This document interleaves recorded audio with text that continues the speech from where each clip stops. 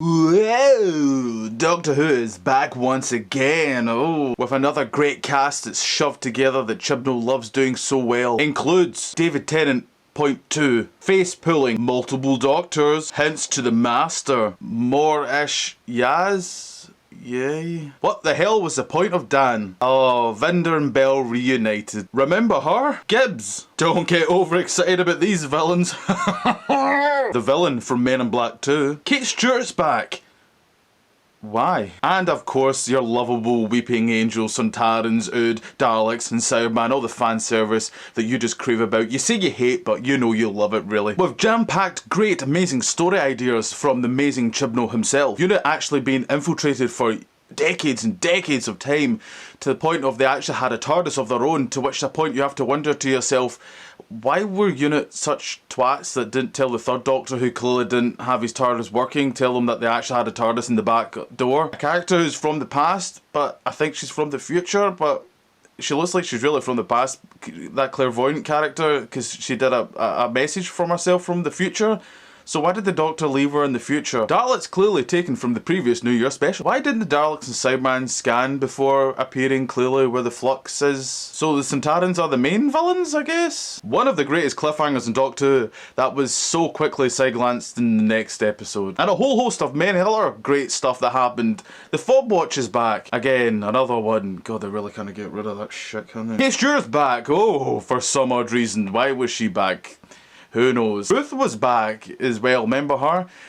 She is cool, but they did nothing, because Chibnall, but he's great, he's the greatest thing that's ever happened to Doctor Who. He's absolutely fantastic. He's given me hope, he's given me so much hope in this, and I've loved every single second that he's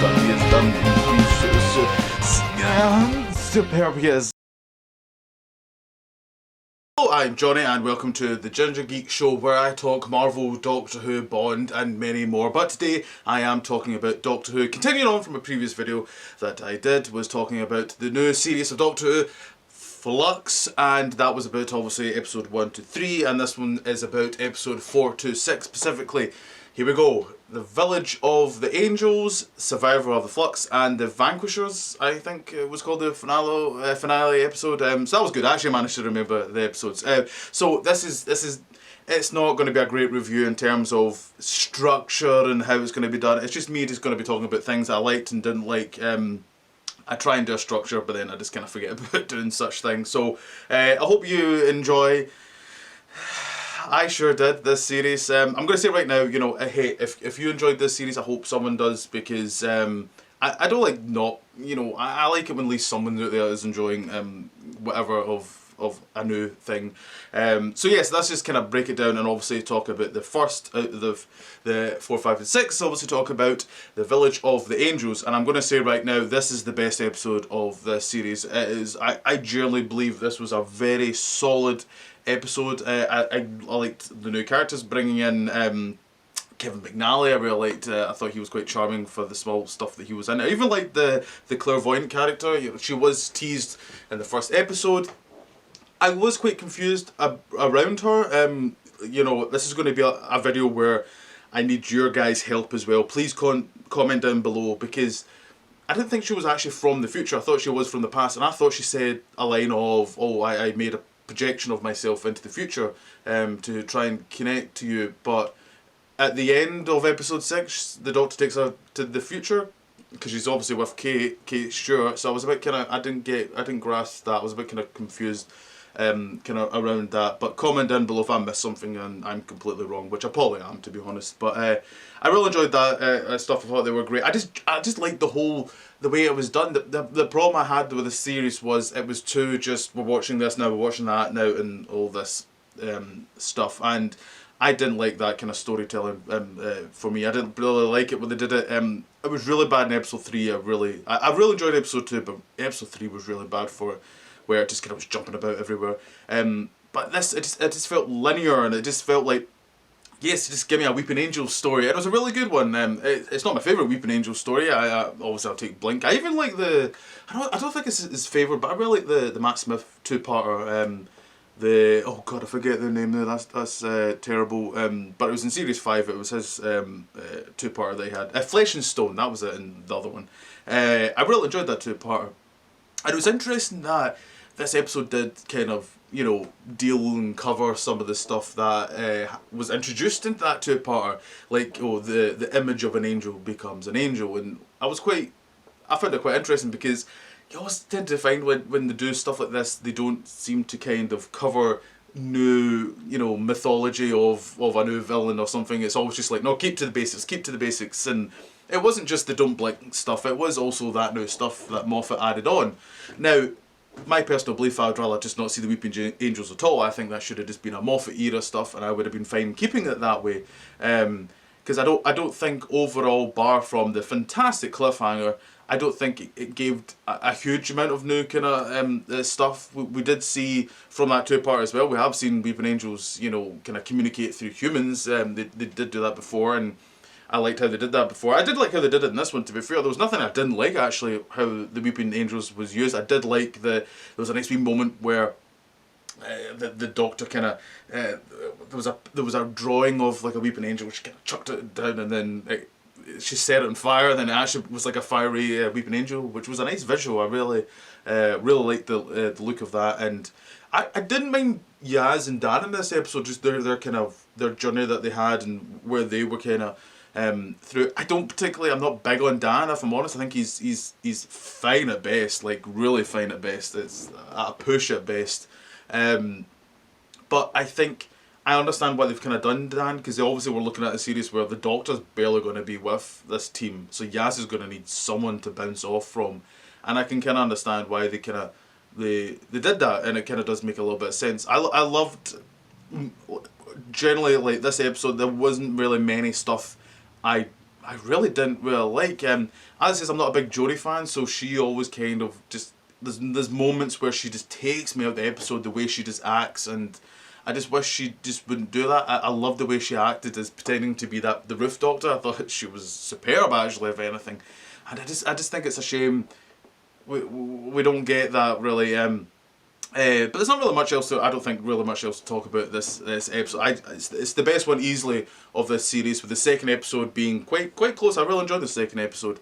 But the Weeping Angels, I thought this was really strong, and especially because the cliffhanger, and I probably would make an argument one of the best cliffhangers in New Who. I thought it was generally really strong. It was the Empire Strikes Back of kind of cliffhangers where one of the heroes is in a very bad way, and we just don't know what's going to happen. And I was quite hooked into it. I was there for the ride, and I was really enjoying into that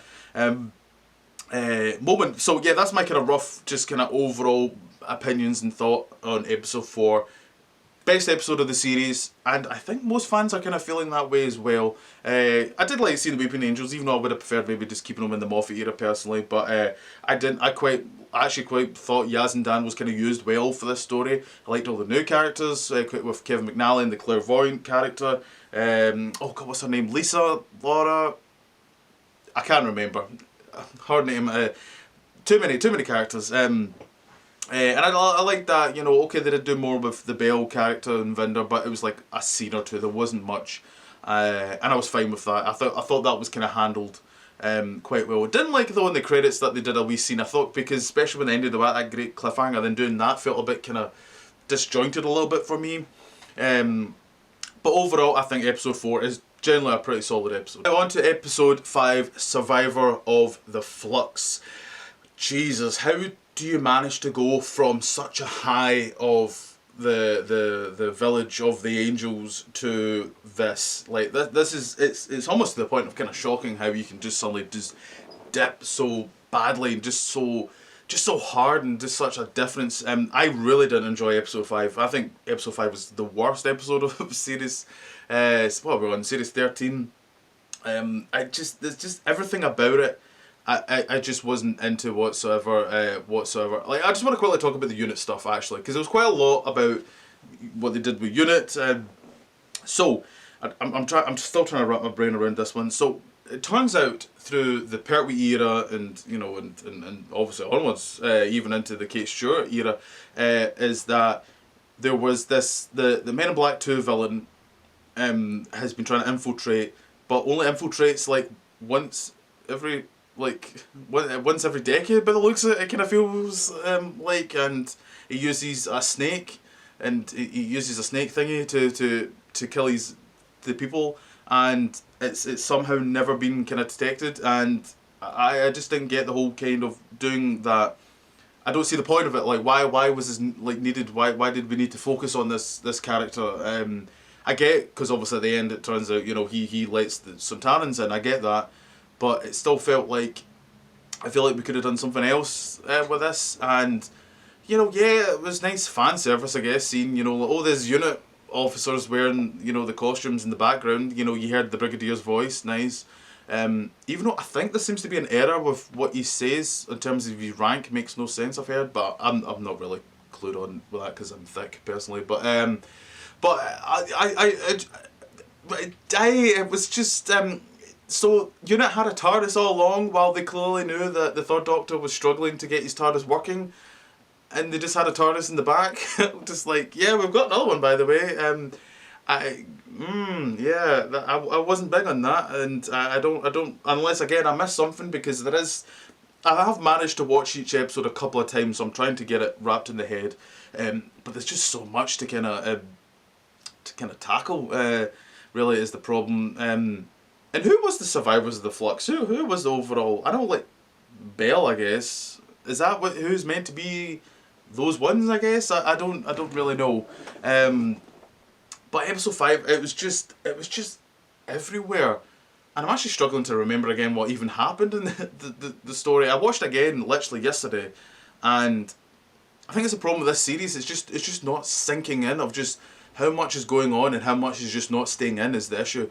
It's just because we did have, there was a kind of, I did actually like some of the Yaz, Dan, and Mr. Gibbs's character, where, you know, they had their own kind of little thing, and where they got the paint, and I did get this bit. So they had like the paint, and they painted on, like, saying, you know, which was a very Moffat thing to do, that bit was, oh, well, paint this in the ground and then people up high will see it, you know, down below. But, and he says it in the show, it's like, I can't time travel and all that, and I was quite confused by that. So how did he actually even see that? I don't, like, would that still be kicking about in over 100 years' time? I don't know. There was, oh, is that the whole point of the Flux, where, like, time, well, that was the whole point of the oh god,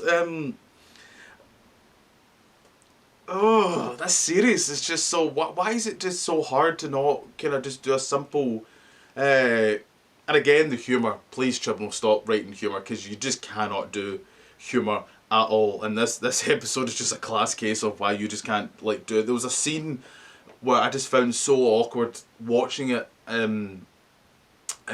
can't remember how to like describe it, to be honest, but it's just like that. I didn't particularly like, and I'm trying to remember what the Doctor did in this episode. I actually cannot remember. What did the Doctor do in episode 5? Because I know the Doctor finally got to, and that was kind of the big thing at the end, was that she got to the, what was it called, the thing with the, she finds out about all the things, what are they called, oh god, the division, that was it, the division. So he goes to see the division, and she sees the mum, who's not really her mum, she's a complete psychopath personally, but so she goes to, like, her mum, and she goes there, she says, oh, I'm your mum and all that, I've got this fob watch, that's got all your memories on it, oh cool, right, who gives a shit, does anyone really care to know? I don't care. Stop, I don't get Chibnall's obsession going backwards, like, keep pushing the show forwards, like, I just don't get this whole obsession with this, this thing that's going on. I just do not care whatsoever. There was a nude there, so, you know, if you get excited seeing a nude, that's up to yourself. And then at the kind of end, the two villains come along, they finally appear again, who've barely done really much, which is a bit of a shame, because I was really liking them. And don't get too excited about those villains. So they appear, they kill the Tae-Yoon character. Okay, I wasn't really bothered. I love how the Doctor was even like, oh no, even though, like, she's seen those memories of, the Master showed her the memories of what she's done.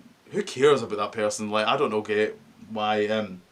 But then it turns out, where they are in that kind of ship, they're in the kind of in-between point of that universe and a new universe by the looks of it. And I don't know if it was just me, but I really thought, and I would have actually been into this idea of, I thought Ruth was going to be this alternate Doctor, this from a different universe, and there was a whole line of, you know, it could have been the universe where Peter Cushing was, that's where that Doctor was from, the Richard E. Grant from the Scream of Chakra, you know, that kind of Doctor, that's where those line of Doctors are, that's where Ruth is as well. That would have been kind of interesting to me. I think that would have been a good idea, but though, it looks like, I think they're doing it, but they didn't really say, they didn't really confirm, because Chibnall didn't want to go full on like, oh, this is what it is, I'll just let the fans decide. So what's the point? What's the point of even doing it? It's just... And talking about the last episode of Doctor Who Flux, it was the Vanishers, I can't remember, that's terrible now, of the name of the last episode, but another glowing episode that we had this series. Now, a lot happened in this last episode.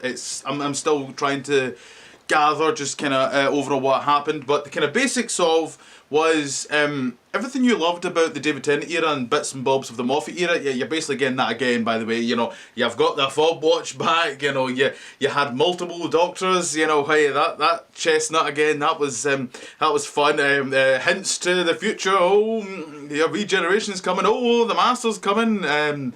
By the way, was that the only one I felt it was so, like, it sounded like a child wrote the way, like, it was done. I liked, actually, how, and, oh god, what was it, Planet of the Dead, the way kind of Russell wrote that, you know, he will knock 4 times, right? We know it's the Master, but here it was just like, and they're masters, and then the Doctor goes, who's the Master? Like that. I was like... Really?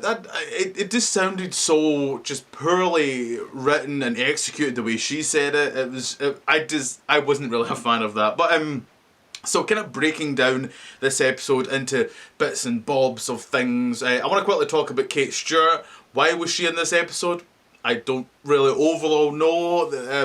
We were glittered as it is with characters. I didn't think there was any real need to have her in. And I love Kate, you know. It might have sounded earlier in the video of why bring her back. I love seeing her back, but don't bring her back and do nothing with her. Especially like there's like zero interaction between her and the Doctor. Like I personally would have loved a little scene of Kate just looking at the Doctor going, oh, you liked my style then, clearly, because I'm sorry, you put Kate Stewart and the Doctor together, they look the double of each other, I think, personally. I don't get why they never did some form of joke. I think Chibnall would have been quite nice if they did a little cute joke there.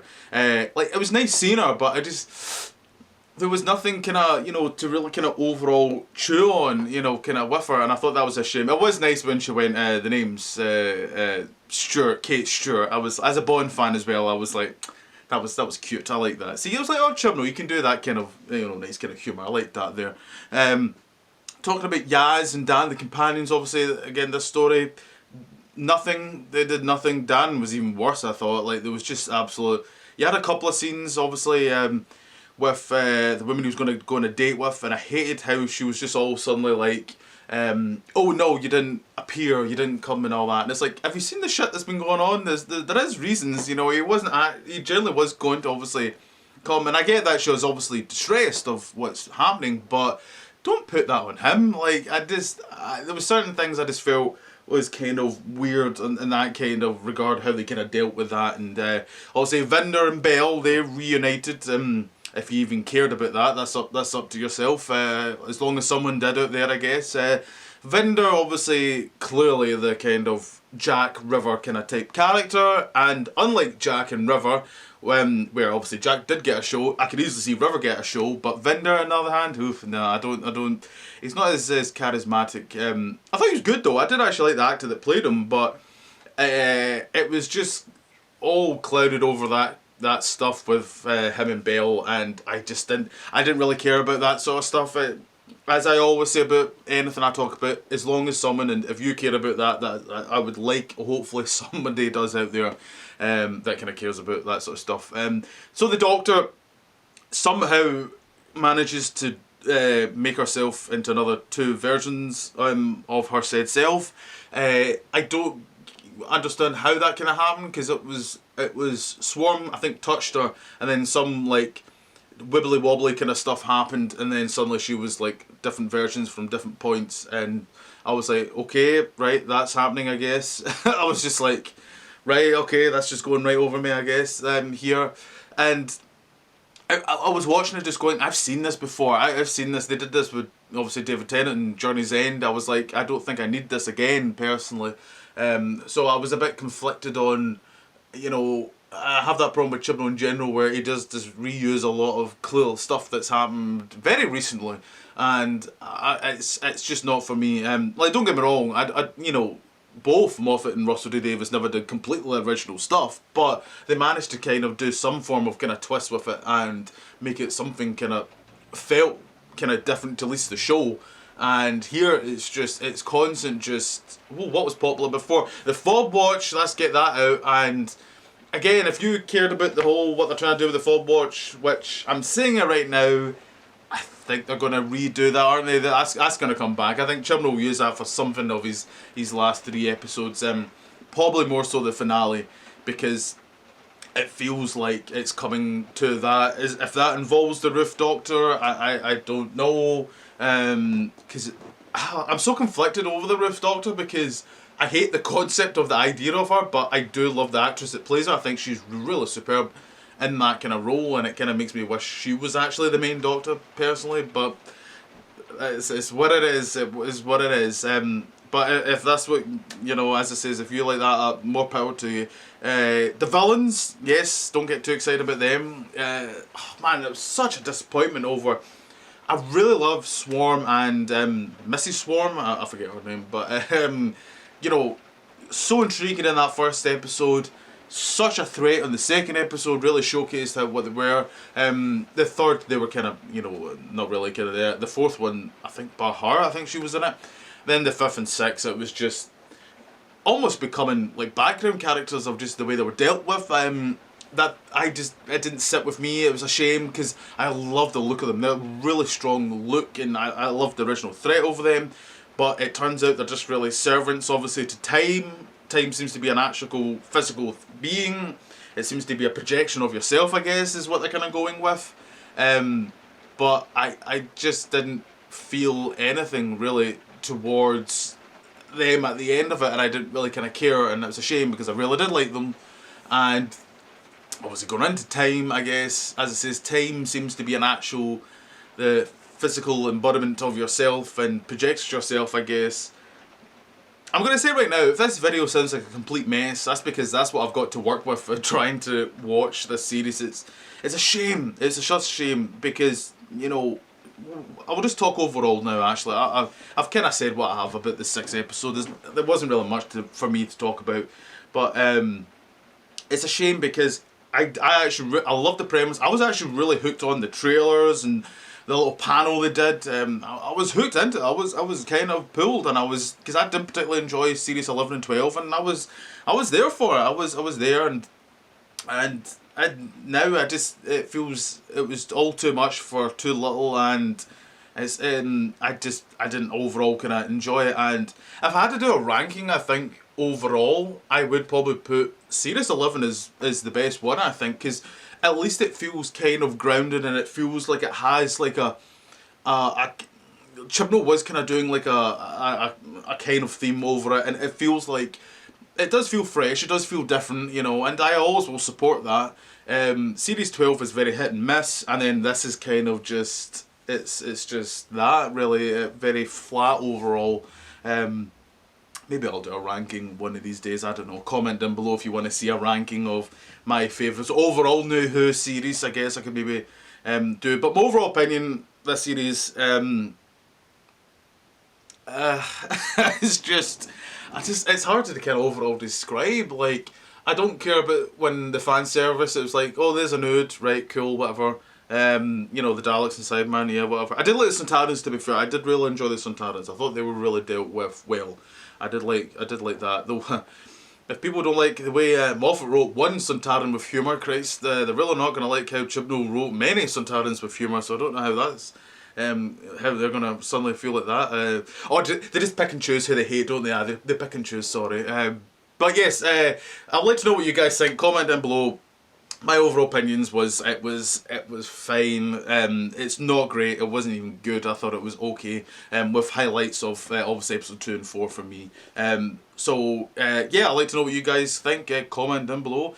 hopefully more videos in the future. We'll see. Hopefully, yeah. I think we'll go for it. Yeah, we'll do more videos in the future. Yes, as always, if you could like, share, and all that kind of stuff, subscribe is that would be very nice of you. Thank you very much. Thank you. Yes, you. Yes, thank you very much.